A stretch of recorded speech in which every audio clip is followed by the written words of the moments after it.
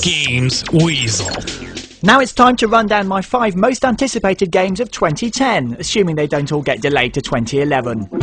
First up, it's Lost Planet 2. As one of the first games to come out on the 360, this game absolutely floored me in terms of the arcade-style gameplay and visuals as you fought inside big mechs in a snowy landscape and shot lots of insects in the bum. This sequel takes place 10 years after the original story, and now all the ice has melted to reveal a jungle landscape. You can now customise your character, giving more of an RPG feel to the game, and play through the game in co-op mode online. You can expect to play this one in February.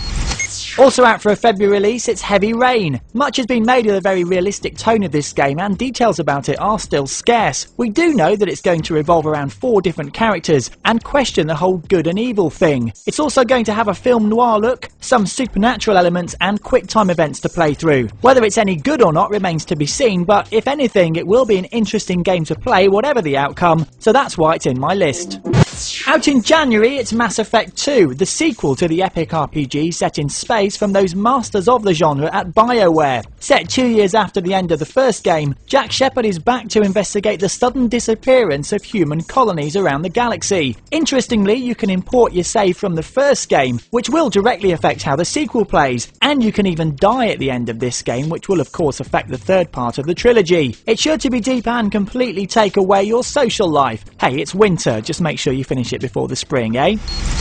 Now coming out in March, it's God of War 3. This will be the first game of the series on the PS3 and is sure to look absolutely stunning considering it already looked pretty tasty on the PS2. Kratos still needs to go to anger management and is once again waging war with the gods. Never a good idea. Of course he's using his blades of Athena, his bow and his big fist gauntlets to smash everything up in his path, including solid objects of the scenery. This game is sure to be a slick action experience to give you blisters, and it's a must for anyone who owns a PS3. And to be released sometime in 2010, it's Super Mario Galaxy 2. Originally supposed to be a return to the planets visited in the last game, the game has changed direction and now features all new spherical 3D worlds and, apart from using the bee suit, completely new features and gameplay mechanics. Mario can now also ride Yoshi to swallow things and lay eggs, and the game may also include the Super Guide feature from New Super Mario Bros. Wii to help you if you get stuck. And that's good news too, as the game's supposed to be even harder than the already challenging original. Well, there's just some games I'm looking forward to playing in the first year of the next decade. Let's just hope they all actually see the light of day.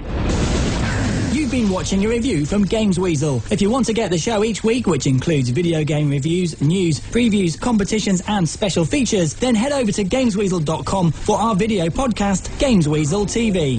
GamesWeasel.com